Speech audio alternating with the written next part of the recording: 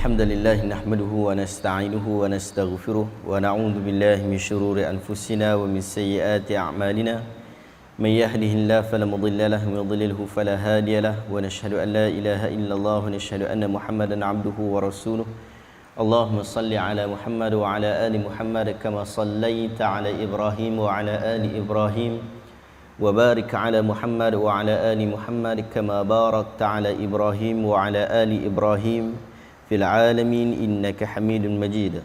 قال الله تعالى في كتابه العزيز بعد أعوذ بالله من الشيطان الرجيم يا أيها الناس اتقوا ربكم الذي خلقكم من نفس واحدة وخلق منها زوجها وبث منهما رجالا كثيرا ونساء واتقوا الله الذي تساءلون به والأرحام إن الله كان عليكم رقيبا ثم أما بعد. Alhamdulillah, semua alhamdulillah, kita bersyukur kepada Allah SWT. Kita diberi kesempatan untuk meneruskan pengajian daripada kitab Syu'abul Iman yang telah kita mulakan sejak sekian lama. Berapa tahun dah? Nak masuk 5 tahun dah kita mengaji kitab Syu'abul Iman yang membicarakan berkaitan tentang cabang-cabang iman dan nak menuju kepada 77 cabang iman yang ditulis oleh Al-Imam Al-Baihaqi rahimahullah. Lalu kita bincangkan, moga-moga ia dapat memberi manfaat kepada kehidupan kita.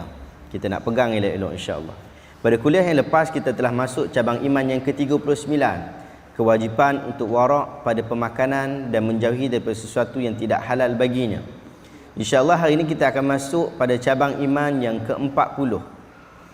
Cabang iman yang ke-40, muka surat 121, iaitu bab pakaian emas dan sutera serta larangannya.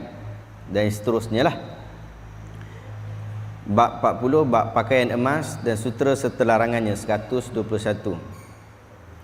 Dengan hadis Anas ibn Malik radhiyallahu anhu di dalam Sahihain. Man labisa al-harira ya'ni fid dunya falan yalbasuhu fil akhirah. Sesiapa yang memakai pakaian sutera di dunia. Ni untuk orang lelaki ni. Untuk orang lelaki, orang perempuan boleh pakai. Orang lelaki tak boleh pakai. Cantik mana pun, budaya mana pun tetap tak boleh pakai. Kecuali atas isu-isu tertentu. Dia bukan nak pakai pakaian sutera, tapi dia nak pakai contohnya apa dia baju apa tu? Baju yang takluk tu panggil apa? Baju tu lah kan, baju kalis peluru. Kan kalis peluru dia ada bahan-bahan sutera. Jadi apa dia yang tu tak ada isu lah. Tapi cuma yang jadi isu ni kita pakai nak bermewah-mewah, nak setiap hari nak pakai macam tu. Yang tu tak boleh. Sutera bukan pakaian untuk orang lelaki.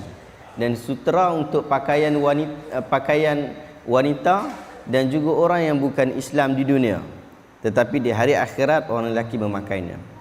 Hadis daripada Huzaifah radhiyallahu anhu, Huzaifah Al-Yaman. La talbasul harira wala dibash. Jangan kamu pakai baju sutra dan juga dibash. Dibash ni juga sebahagian daripada baju sutra juga. Dia sejenis sutra juga. Wala tashrabu fi aniyatidh dhahab wal fiddah. Jangan kamu minum daripada gelas yang dibuat daripada emas dan juga perak. Emas dan juga perak tak boleh. Wala ta'kulu fi sihafiha, dan jangan pula kamu makan di dalam pinggan-pinggannya.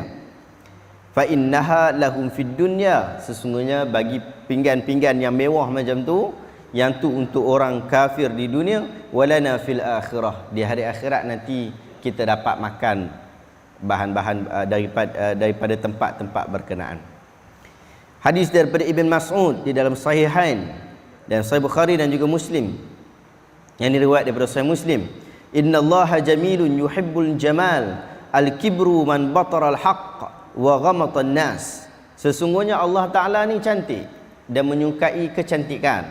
Allah Ta'ala cantik dan juga menyukai kecantikan.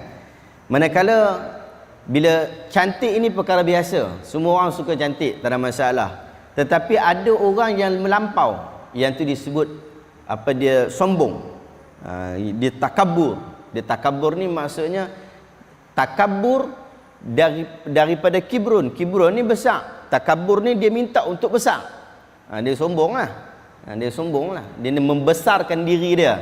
Yang ni macam kita pergi kenduri kahwin lah kan. Pergi kenduri kahwin, patut kita nak pergi kenduri kahwin lah. Tapi kita nak pergi, tujuan nak pergi kenduri kahwin ni, kita nak pergi berlawan dengan pengantin. Kan? Kalau pengantin pipi merah, kita nak pipi lagi merah daripada pengantin. Kadang-kadang macam tu lah. Dan banyak pun kat mana-mana tempat pun memang macam tu.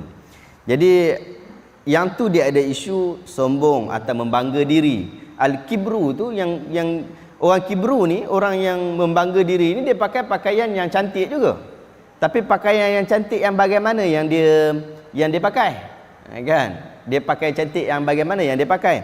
Dia pakai cantik dengan cara dia batral haq. Dia menolak kebenaran wa ghamatan nas, dan memandang hina pula kepada pakaian orang lain. Kadang-kadang yang ni dia tak semestinya pakaian tu cantik, kadang pakaian tak cantik pun, tapi dia duk bangga. Ni aku beli 3,000 selipar, 3,000, kita beli RM3 je. Paling-paling RM30 lah kan. RM30 tu standard kita lah. RM30 kasut kita. Dia beli kasut yang sama juga. Desain lebih kurang, tapi dia kata RM3,000. Yang ni juga termasuk dalam batal haq ni. Ni kena hati-hati ni, kan. So dan hari ni banyak macam tu. Dia nak menunjukkan kemewahan diri dia, padahal benda tu harus saja. Nak pakai kasut RM3,000 ke RM30,000 tak ada masalah. Tapi bila sampai pakai kasut yang mahal-mahal macam tu, lepas tu pergi habaq kat orang pula, hampa tak mampu nak beli, aku seorang je mampu beli ni. Dalam Malaysia ni aku seorang je ada kasut macam ni. Orang lain tak ada kasut macam ni. Yang ni tak bagus lah. Yang ni tak patutlah dilakukan. Ini memandang hina kepada orang lain. Sifat orang Islam adalah tidak memandang hina sekalipun orang itu adalah bukan Islam. Kita tak pandang hina orang bukan Islam. Bahkan kita masih menganggap mereka adalah orang yang berada di dalam dakwah. Daripada Abi Burdah radhiyallahu anhu, di dalam Sahih Bukhari dan Muslim, kata beliau, Aisyah radhiyallahu anha telah mengeluarkan kepada kami satu hari lepas Rasulullah meninggal. Aisyah keluarkan pakaian yang diperbuat daripada bulu dan kain yang keras. Lalu dia kata, qubida Rasulullah sallallahu alaihi wasallam fi hadain. Rasulullah dulu waktu dia mati, waktu dia wafat, dia pakai baju ni lah. Baju yang tak seberapa sangat. Nak banding dengan kita, mahal. Kita pakai jubah, Nabi pakai jubah. Jubah kita tu tak sama macam jubah Nabi. Kan? Jubah kita tu kalau pakai musim sejuk pun tak panas, tak sejuk sangat. Sebab dia tebal. Kan? Beli pun mahal. Tak sama macam jubah Nabi walaupun nama jubah. Tapi kalau kita pakai dengan tujuan nak kata aku lagi bagus, itu yang masalah. Daripada Abdullah bin Umar, dia menyatakan, la yanzurullahu yaumal qiyamah ila man jarra thawbahu khuyala. Allah Ta'ala tidak akan melihat pada hari kiamat kepada sesiapa yang melabuhkan pakaiannya kerana kesombongan.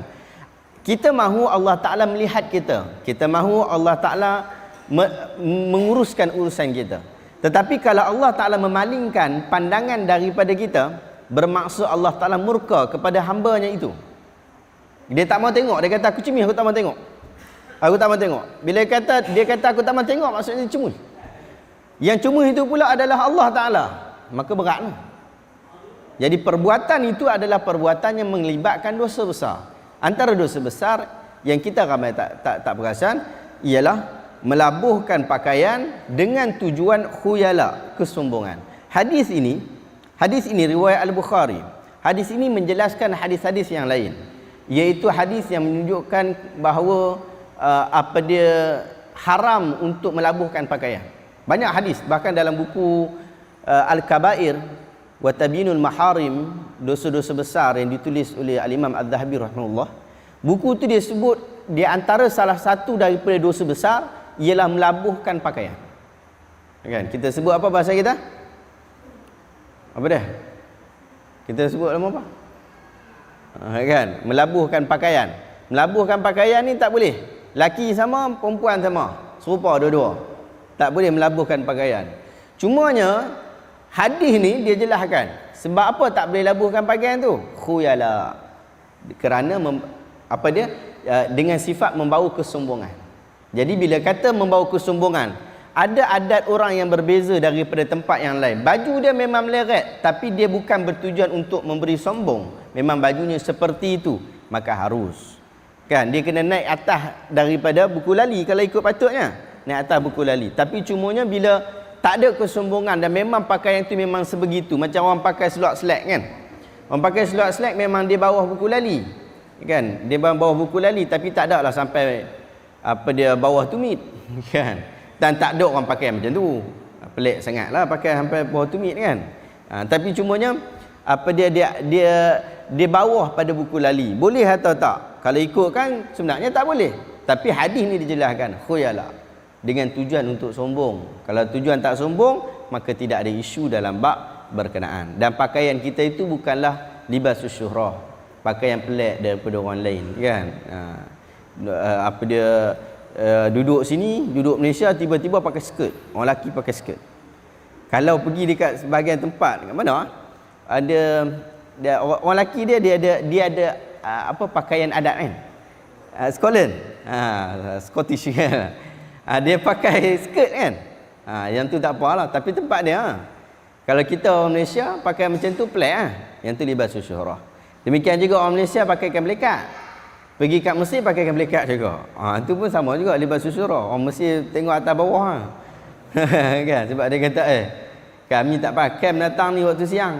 Kami pakai menatang ni waktu malam orang kita pakai bila-bila masa.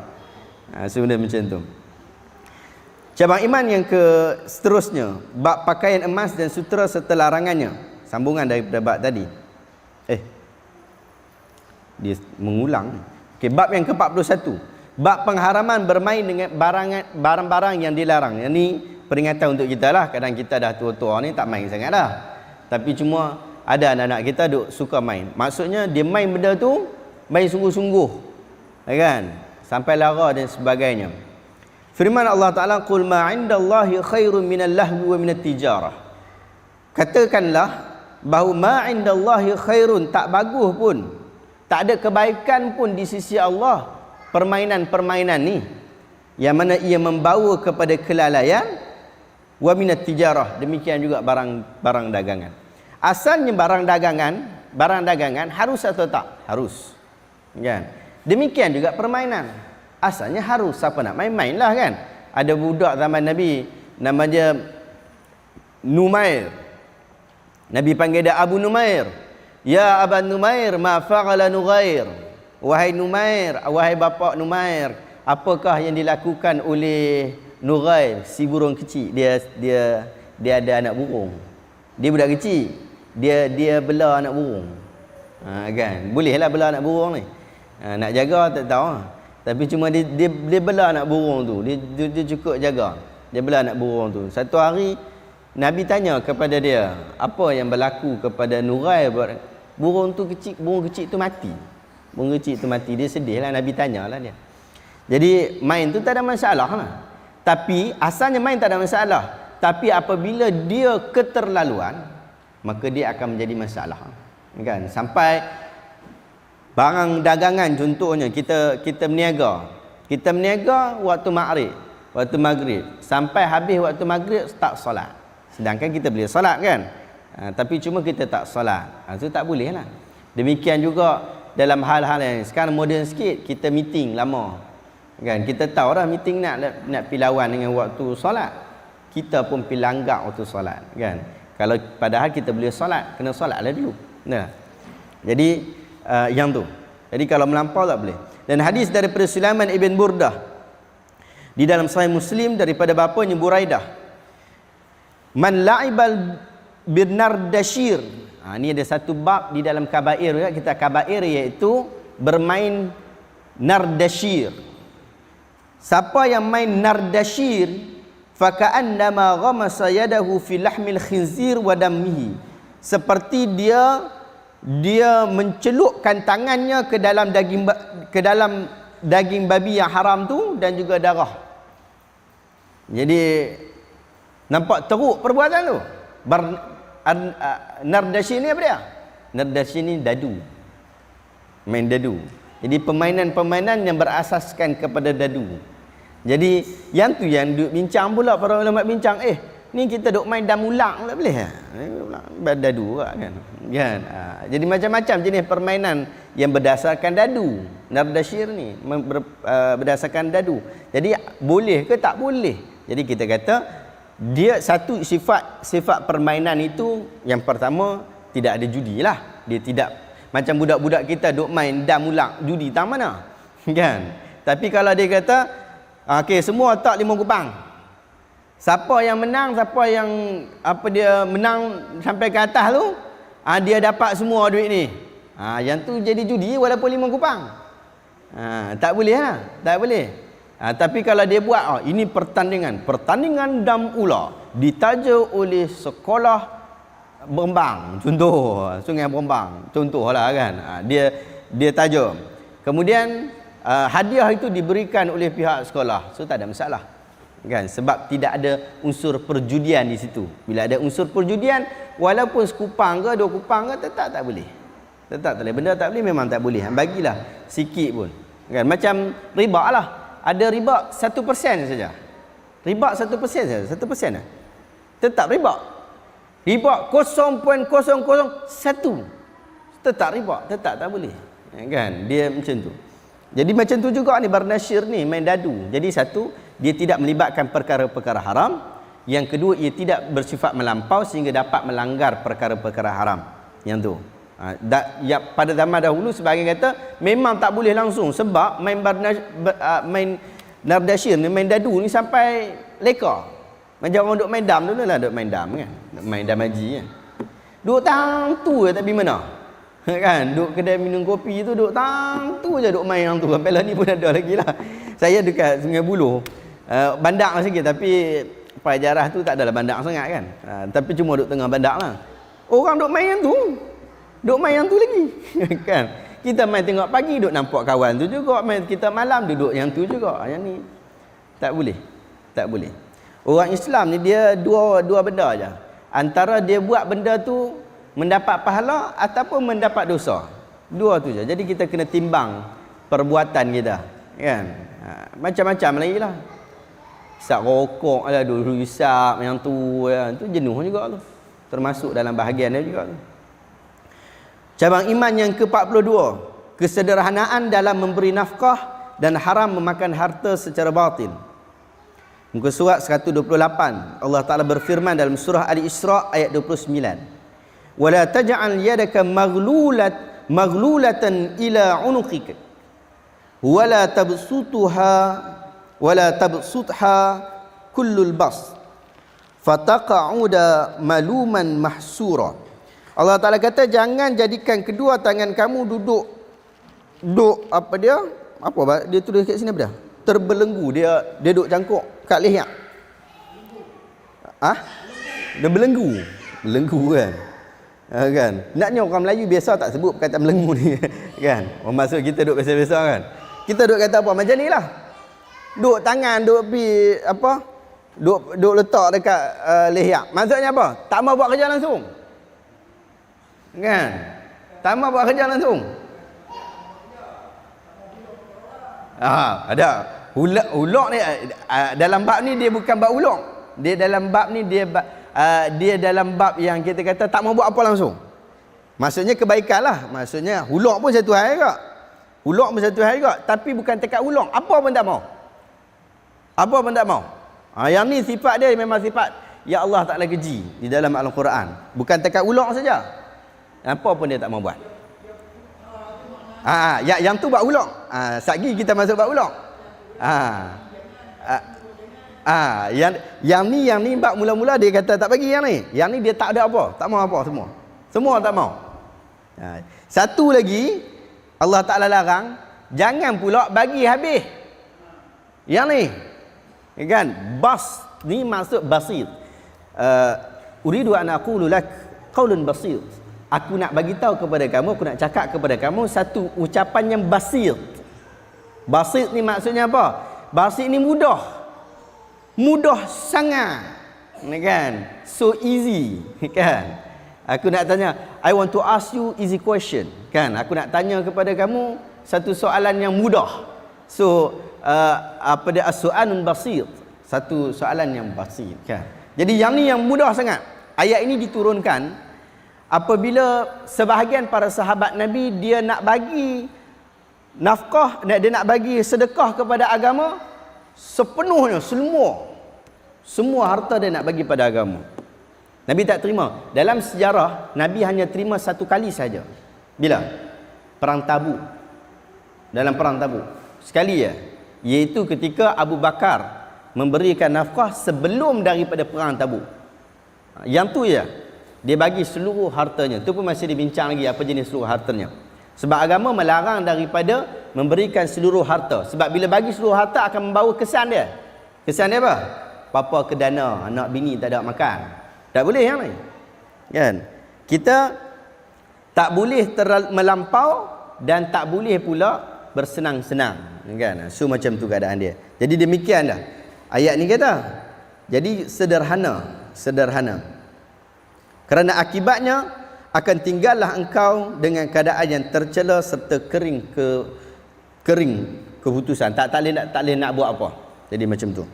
Firman Allah Ta'ala lagi dalam surah Al-Furqan ayat 67. Walladzina idza anfaqu lam yusrifu wa lam yaqturu. Sesungguhnya orang-orang yang beriman itu apabila mereka menginfakkan harta, mereka ini tidak membazir. Infak harta tapi tidak membazir. Tuan-tuan dan puan-puan, ada infak harta yang membazir rupanya. Ada orang kita tengok dia tu sindiket. Kita tahu sindiket orang buta. Orang buta, dia memang buta sungguh. Dia memang buta sungguh. Tapi dia masuk dalam sindiket. Dia mungkin tak ada masalah, tapi dia punya sindiket tu yang masalah. Kan? Lah kali bukan dapat kat orang buta tu. Dia dapat dekat ketua sindiket dia. Yang tu. Ada dekat Johor, saya ingat ada kawan-kawan saya duk abang lah kan.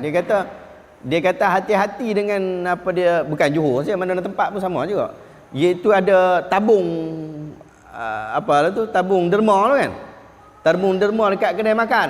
Dia kata mahat tafiz sekian-sekian. Kebanyakannya dia kata mohong. Yang main tu yang tukar kedai ni dia kata. Yang main ambil tu kadang tengok perangai ni tak elok sangatlah. Kan, dengan pakai rantainya dengan apa semua orang lelaki kan. Jadi tak elok sangat. Kadang yang orang perempuan pakai rantai juga. Rantai dia, gelang dia lagi ganas daripada kita. Kan?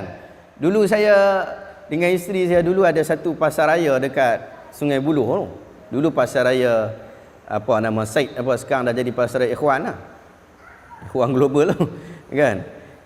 Famous dia lah ni, kaya lah.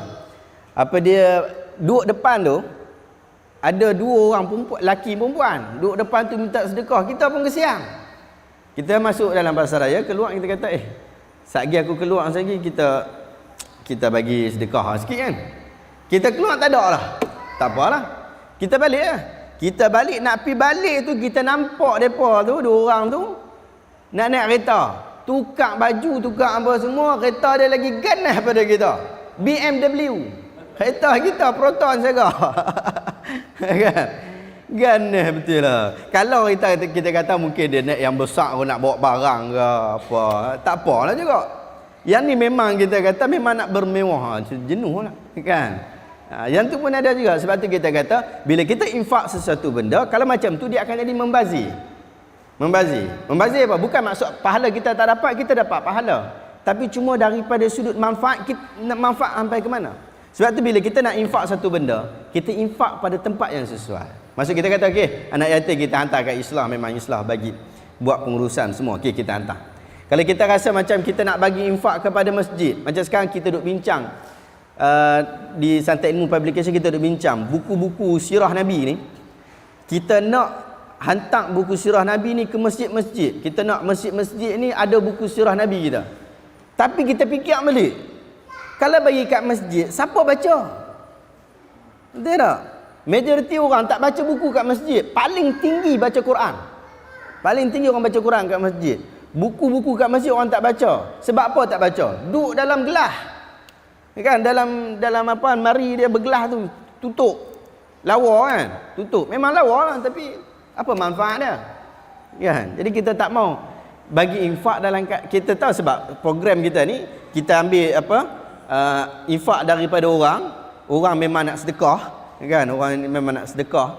Kadang dia ada duit ke duit SP semua, dah habis duit dia dapat ke duit SP tu awal dia kata tak apalah aku nak bagi sedekah RM1,000 ke duit SP dah dalam puluh ribu, ratus ribu lah kan. Dia bagi RM1,000. Dia bagi RM1,000 kat kita. Kemudian dia nak kita bagi buku-buku dan duit RM1,000 tu bagi buku dekat masjid. Tu kita duduk bincang. Kalau kita bagi masjid, manfaat tak sampai. Walaupun masjid memang tempat orang duduk solat di situ, orang baik-baik di situ. Tapi orang tak baca. Lah kali membazir pula nanti.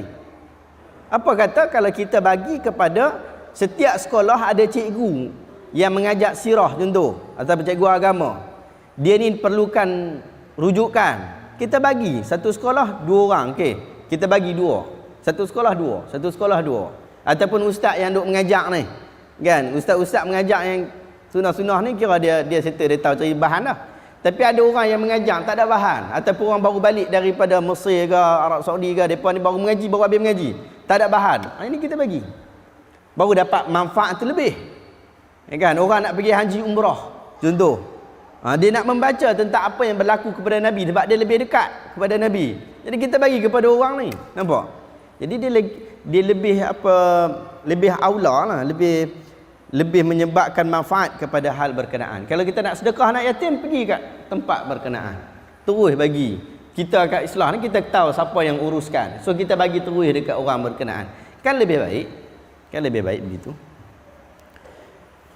Dan janganlah melampau wala yaqturu wa kana baina dzalika qawama. Dan tiadalah melampau batas dan tiada bakhil kedekut, dan sebaliknya perbelanjaan mereka adalah betul sederhana di antara kedua-duanya. Dalam Sahih Muslim disebutkan Nabi SAW melarang 3 perkara. Muka surat 129. Yang pertama, qila wa qal. Qil wa qal. Qil wa qal ni dia sebut tentang orang yang betul dan juga yang tak dia confirm. Dia tak dapat confirm. Aku dengar lah dia orang kata dia ni mencuri duit orang. Belum tentu lagi. Ya kan?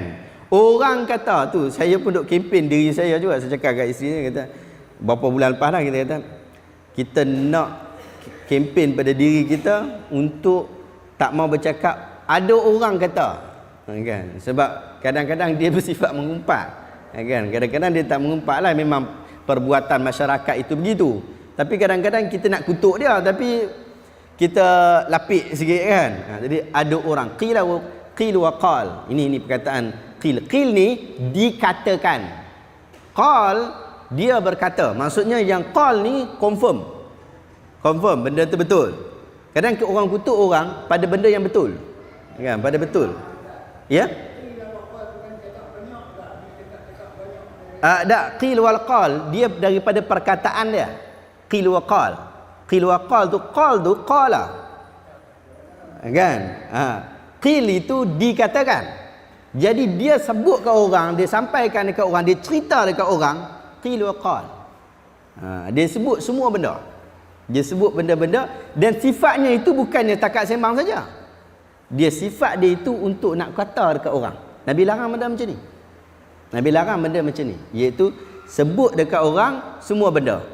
Sehingga akhirnya sebab kadang orang nak kutuk orang pada benda yang betul. Kan? Memang betul pun dia buat benda tu. Tapi kemudian kita sifat dia untuk nak pergi mengatakan seperti mana yang dilakukan oleh orang musyrikun apabila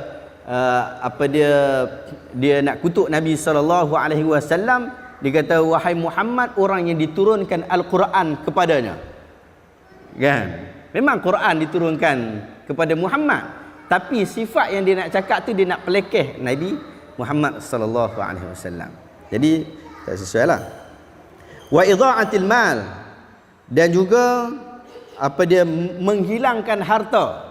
Menghilangkan harta ni maksudnya sia-sia lah. Kita sedekahkan, kita sia-siakan harta kita.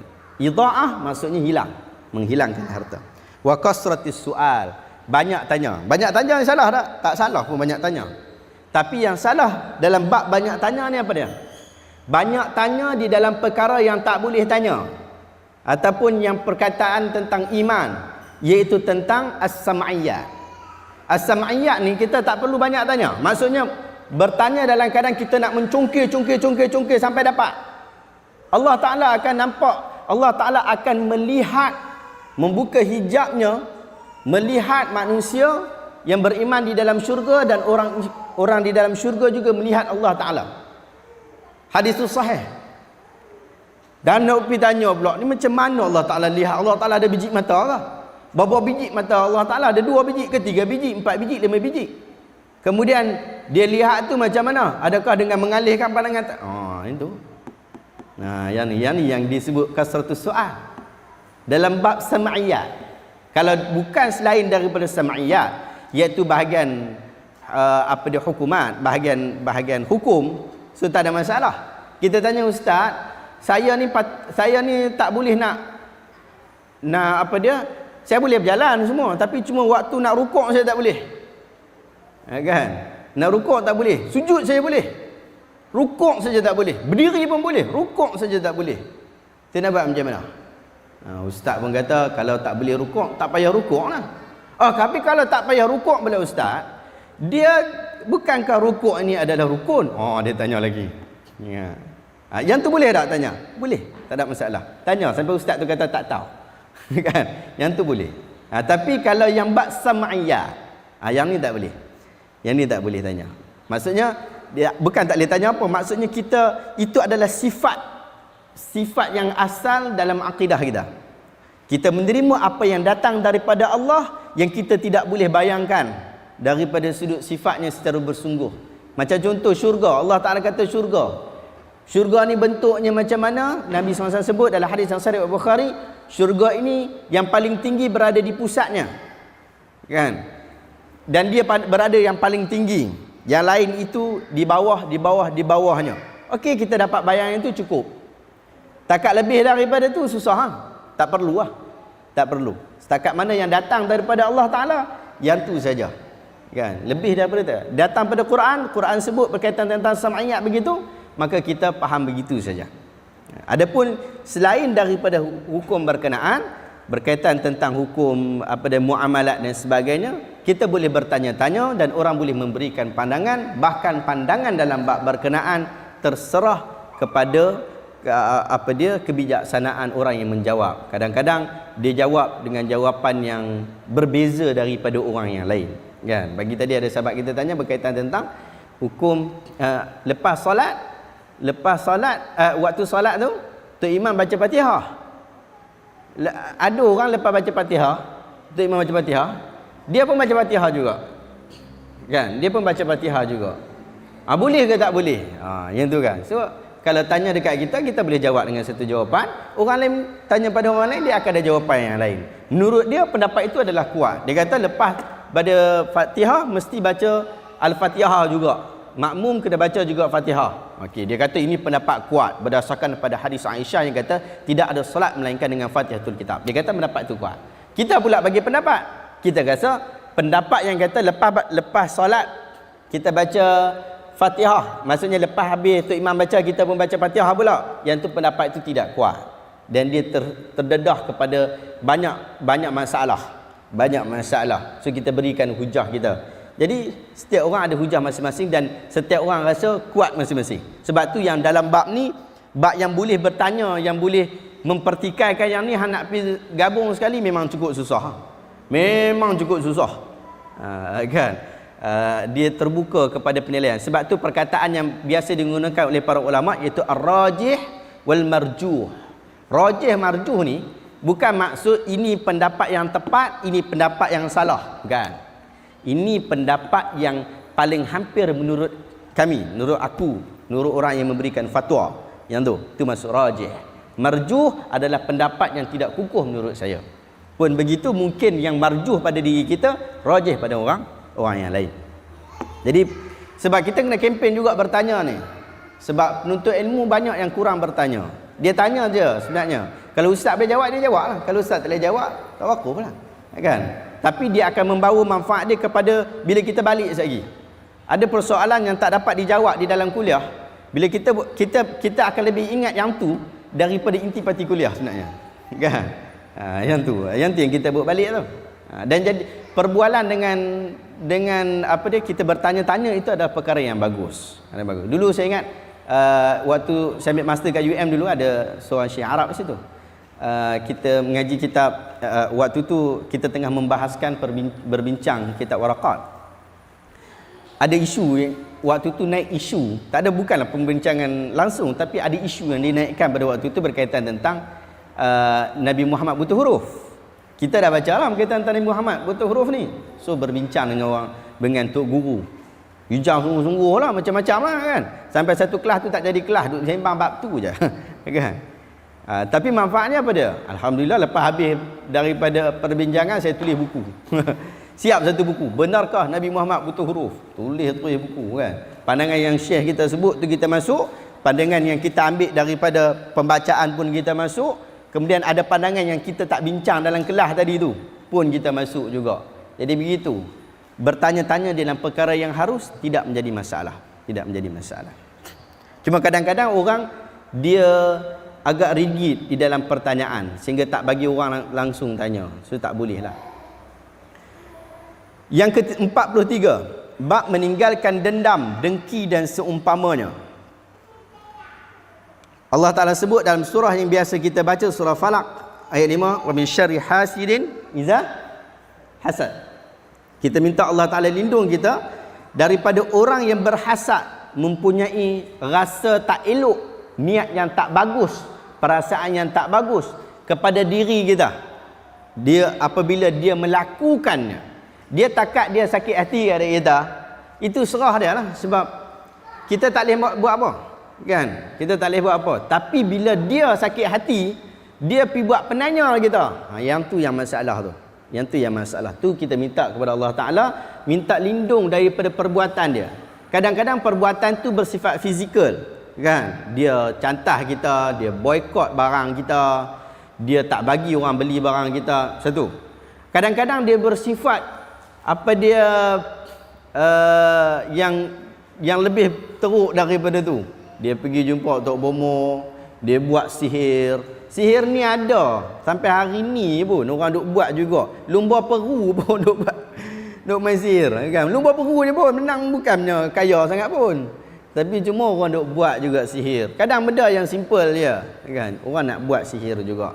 Tapi sentiasa berlaku benda macam tu. Itulah kita tak mampu. Kalau takat tekanan ekonomi mungkin kita boleh cari jalan. Tapi kalau bab-bab macam tu kita susah sikit. Jadi kita minta Allah Ta'ala lindung kita daripada hal berkenaan. Bab perbuatan dengki ni perbuatan yang tak bagus. Kita tak mahu dia ada pada diri kita, demikian juga kita tak mahu orang ada perasaan dengki tu kepada kita. Kan, yang tu je. Kadang-kadang perasaan dengki ni bukan kita yang menimbulkan dengki tu. Kadang kita memang timbulkan. Kita Allah, beli barang baru je nak abak ke orang. Kan?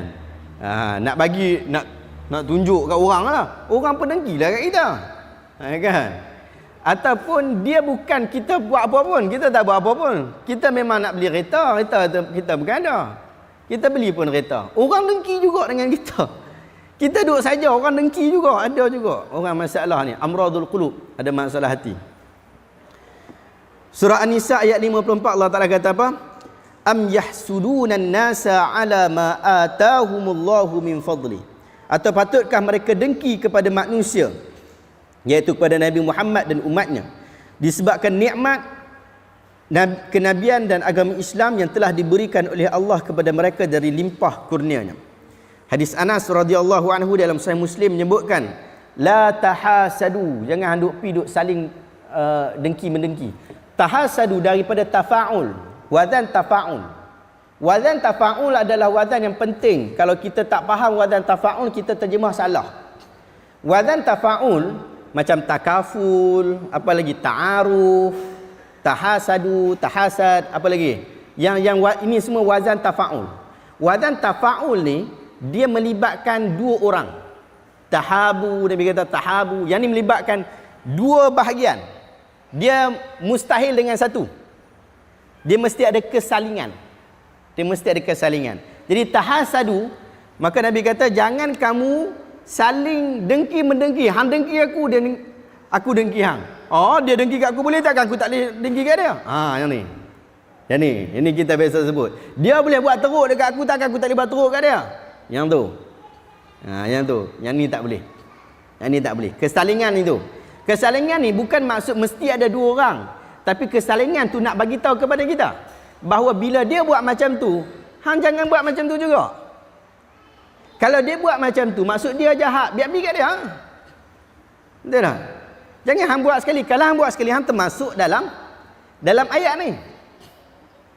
Kan? Dalam hadis ni. Iaitu saling. Ada kesalingan. Kalau hang tak buat kesalingan berkenaan, maksud masalah. Dia masalah pada orang tu saja.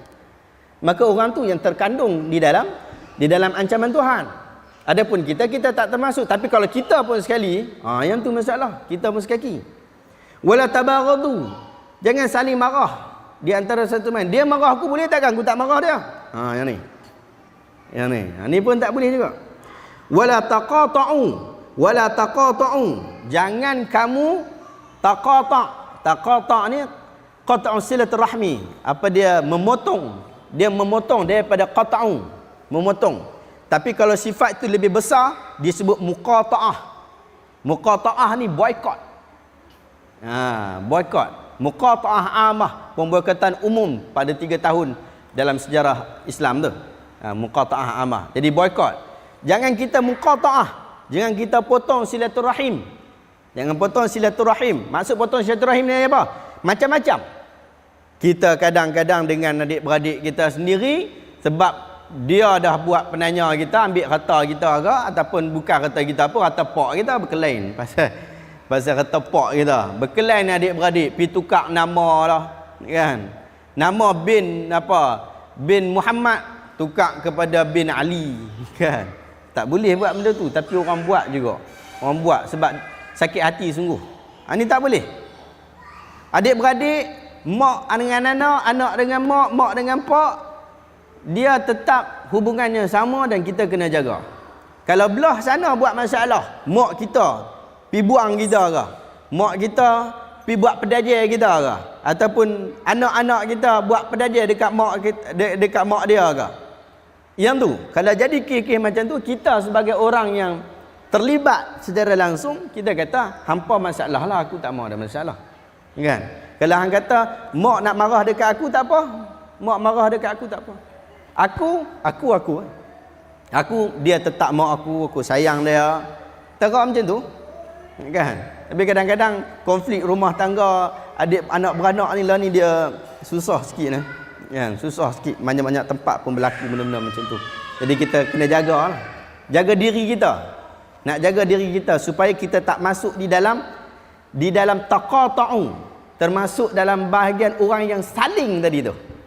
Saling. Kalau dia putuskan silaturahim, maka dia termasuk dalam ancaman surah Baqarah berkaitan tentang memotong silaturahim. Ya, termasuk dalam ancaman tu. Tapi kalau kita sekali pula, kita pun termasuk dalam ancaman hadis ni. Wa kunu ibadallahi ikhwana. Jadilah kamu hamba Allah yang saling berbaik-baik, berikhwan. Ikhwan ni apa ikhwan? Kan ikhwan global. Kan? Ikhwan. Ikhwan ni maksudnya adalah saudara, adik-beradik. Adik-beradik ikhwan. Kan? Ta'akhi, Nabi buat ta'akhi, kan Nabi buat persaudaraan. Persaudaraan ni maksudnya bagi dia tu jadi adik-beradik. Sehingga waktu sebelum daripada Badar dibuat ta'akhi tu, memang adik-beradik sungguh. Sampai kalau mati pun waris. Dia jadi waris. Mewarisi harta sahabat dia mati tadi tu, dikira adik-beradik. Yang tu. Jadi kita kena jaga betul-betul. Nabi kata, jadilah kamu hamba Allah yang bersifat adik-beradik, bersaudara.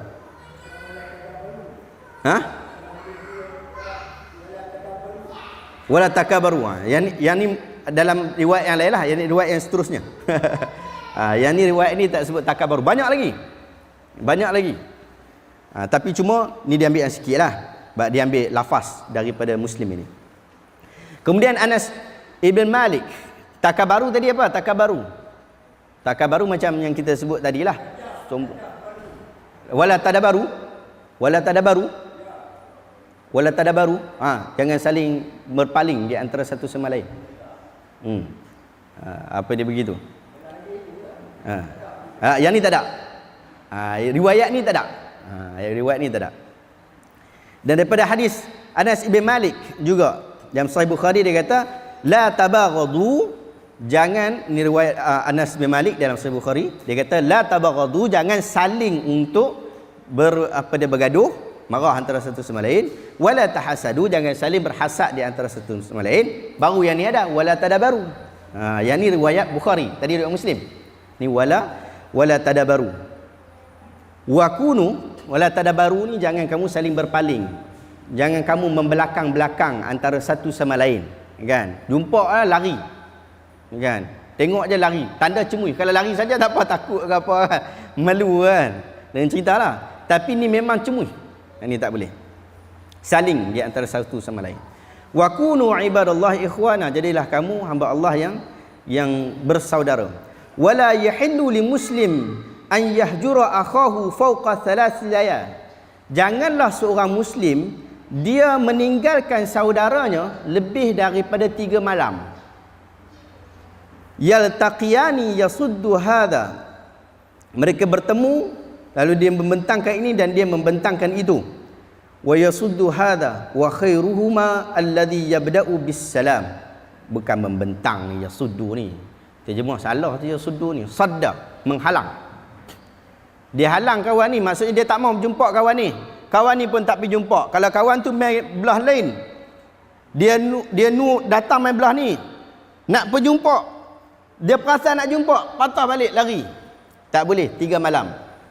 Hanya satu kes je dalam sejarah Nabi SAW, ada satu kes sahaja yang Nabi arahkan untuk tidak bercakap dengan sesama Muslim lebih daripada 3 hari, iaitu kepada orang yang tidak hadir selepas daripada perang Tabuk. Tapi hanya 3 orang ya. Ramai orang tak hadir dalam perang Tabuk, tapi 3 orang saja. Di antaranya Ka'ab bin Malik. Ka'ab bin Malik cerita dalam Sahih Bukhari, itu panjang cerita dia. Dia kata aku akan cakap betul, cakap benar. Aku tak akan mohong.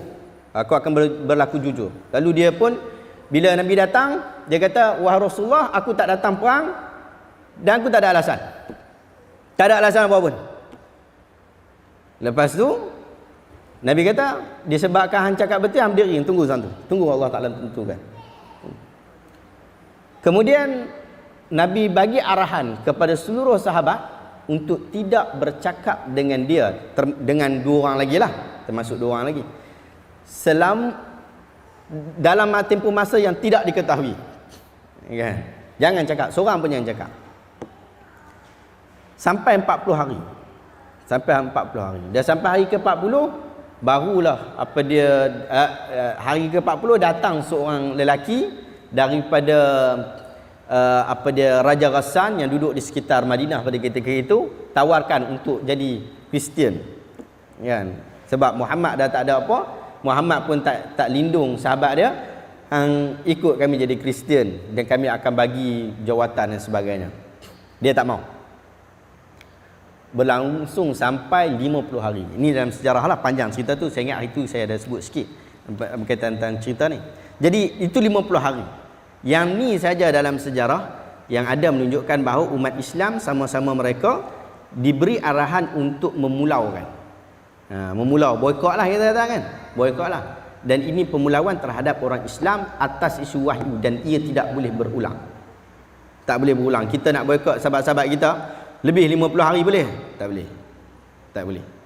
Tapi kita buat denda yang seumpama dengannya, boleh tak? Yang tu dibincangkan oleh para ulama. Sebab dia patutnya dia ni datang, dia ni orang yang memang bagus, tapi patut tiba-tiba dia tak datang.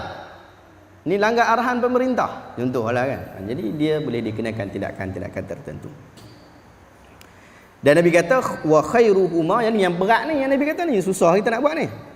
Wa khairuhuma, orang yang paling bagus di antara 2 orang yang tadabaru ni, antara 2 orang ni adalah orang yang memulakan salam. Ini susah ni. Nabi kata orang yang paling bagus adalah orang yang mendamaikan. Kan? Kita tak salah pun. Kita rasa kita tak salah.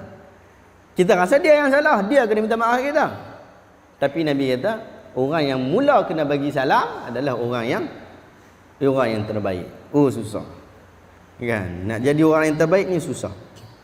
Ada satu syair Arab daripada Al-Mubarid. Al-Mubarid dia ni Mubarid ni siapa? Mubarid ni adalah Muhammad ibn Zaid Abul Abbas. Beliau adalah imam bahasa Arab pada zamannya. Maksudnya orang yang pandai bahasa Arab. Dan salah seorang imam di dalam bidang sastra dan juga riwayat. Maksudnya bukan sastra ni, dalam al-adab, dalam bahagian apa dia ilmu-ilmu bahasa Arab, maksudnya syair dan sebagainya. Dan tempat lahir beliau di Basrah dan beliau wafat di Baghdad pada tahun 386 Hijriah. Syair dia kata, waspadailah kamu selamanya terhadap mata si pedengki yang berjaga. Dia menzahirkan keburukan dan menyembunyikan kebaikan. Depan kita ni dia menzahirkan keburukan. Ada kebaikan kita yang dia tak mau sebut sebab dia dengki.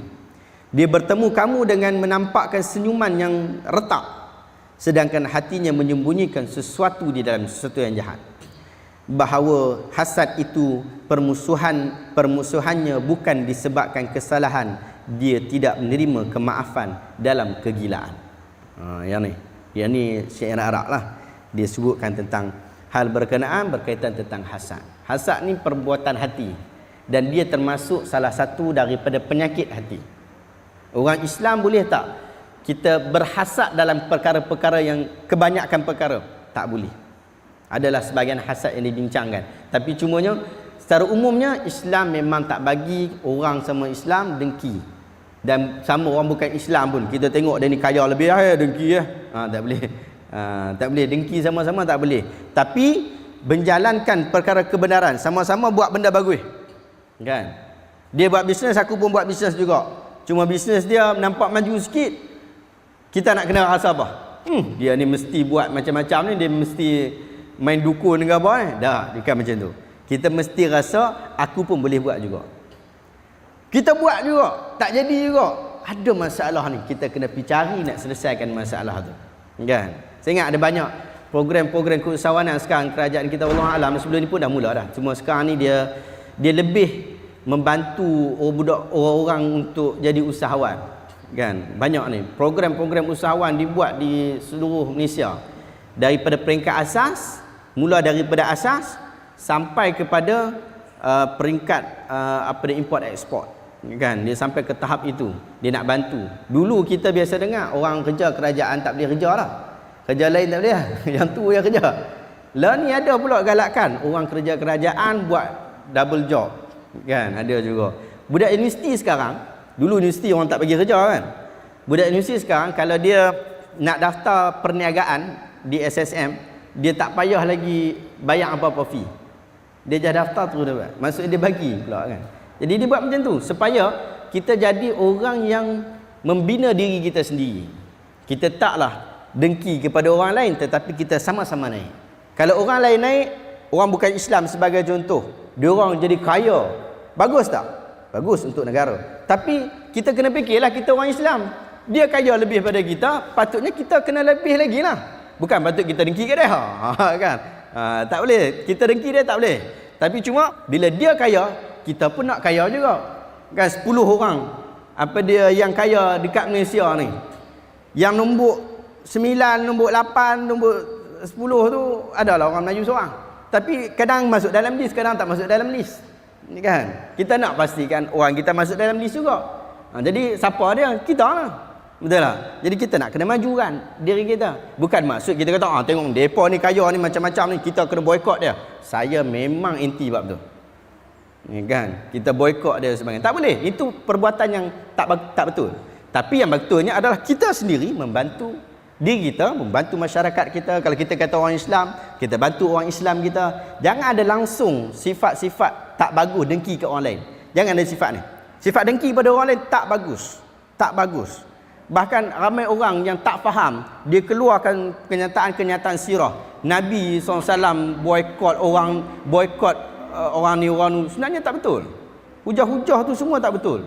Bahkan Nabi SAW waktu wafat pun ada lagi harta Yahudi yang apa dia? Yang tertangguh. Jadi macam tu keadaan dia. Nampak tak?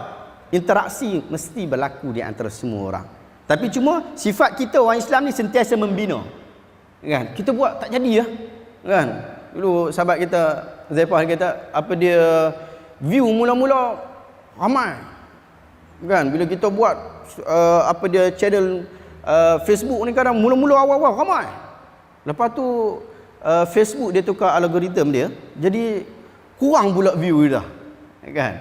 Tapi kita duk tengok orang ni ada juga view yang ramai. Jadi kita nak kena cari jalan lah.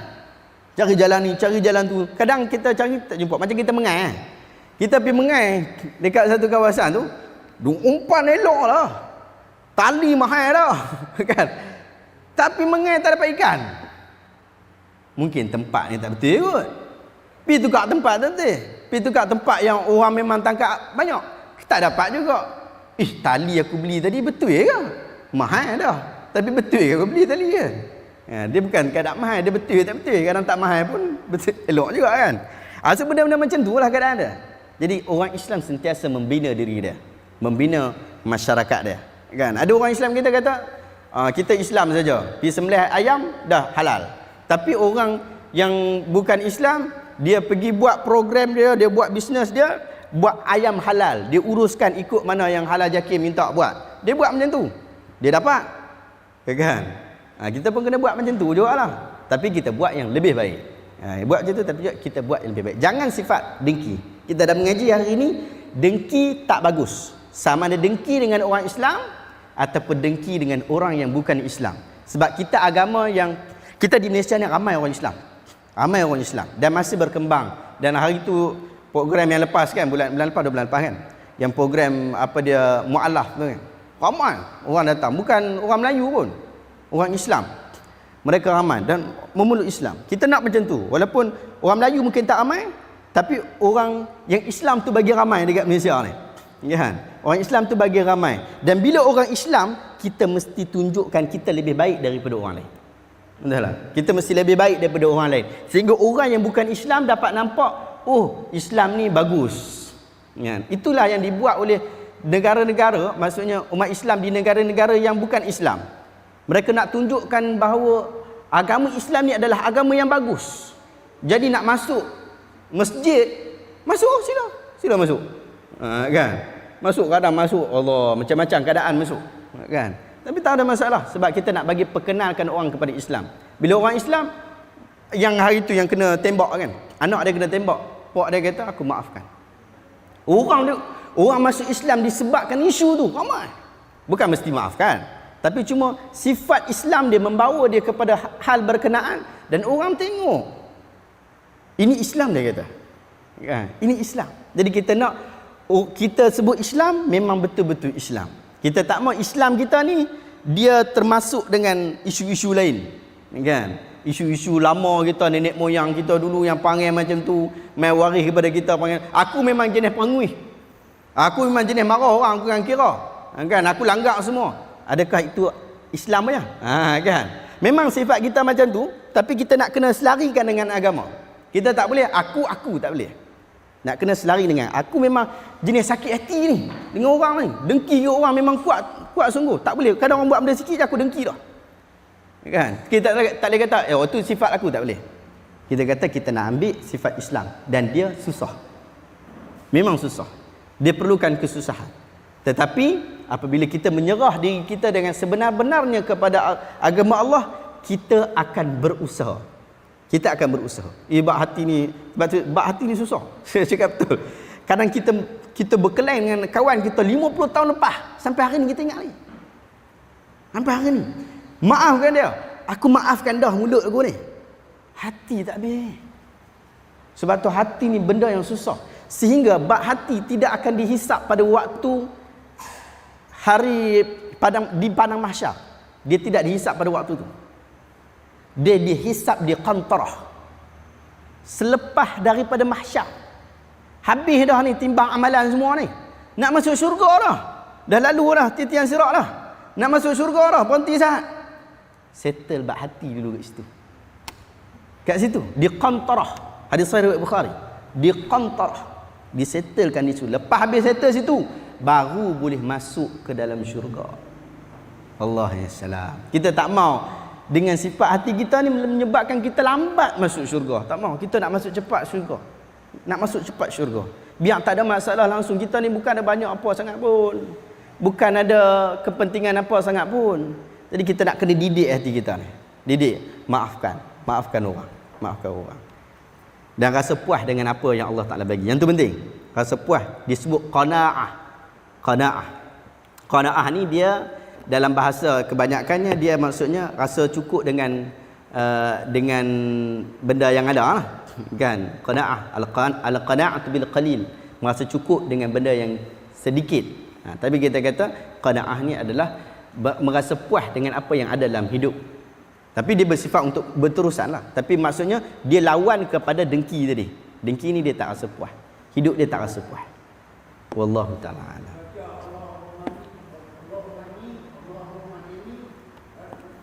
Allahumma inni Allahumma boleh. Allahumma qana'ni ala ma razaqtani. Ya Allah, Kau jadikanlah aku ini qanaah, rasa cukup dengan apa yang Engkau berikan rezeki pada aku. Wa barik li fihi. Yang Kau berilah berkat kepada aku terhadap apa yang aku dapat tadi. Apa dia? Wahluqni. Apa maksud dia? Tu. Juga tu. Dia doa lah. Kita doa. Satu doa ni penting. Bila kita doa, kita bukan sekadar doa, kita kena tahu apa yang kita doa. Itu yang penting. Yang penting kita duk mengaji tu. Lepas tu sebelum kita di Islah ni, kita di apa? Sentua. Kan? Subuh kat Sentua. Kita nak ajak yang tu, zikir-zikir Nabi ni, supaya kita nak boleh baca dan amal dalam hidup kita. Wallahu ta'ala a'lam. Tuan-tuan dan puan-puan, di TV Al-Hijrah, kita dalam segmen sekarang ni, segmen 10 sahabat Nabi. Kalau tuan-tuan sempat, puan-puan sempat 8.30, kadang kita ada pengajian, tak apalah. Tapi kalau siapa yang tak hadir pengajian atau sebagainya, 8.30 pagi kita ada 10 sahabat Nabi yang dijanjikan syurga setiap hari Jumaat 8.30 pagi. Abu Bakar dah selesai, Umar tinggal satu segmen je lagi, satu Jumaat lagi, maksudnya mungkin Jumaat depan ni lah kot. Patutnya kemarin dulu, sepatutnya lah. Tapi cumanya ada Karnival Rahmah, so mungkin minggu depan habis tentang Umar, kemudian kita akan masuk Osman. Kita nak tengok perjalanan sahabat-sahabat Nabi ni, bagaimana mereka di dalam hidup mereka akhirnya mereka dijanjikan syurga oleh Nabi SAW dan Allah Ta'ala confirm kata mereka ini adalah orang yang dimasukkan di dalam syurga. Moga kita boleh ambil manfaat daripada perkongsian, insya-Allah. Wallahu ta'ala, moga Allah Ta'ala jadikan tuan-tuan dan puan-puan orang yang soleh, orang yang diterima amalnya. Allah Ta'ala mudahkan urusan tuan-tuan dan puan-puan. Moga ia berlaku juga kepada diri kita.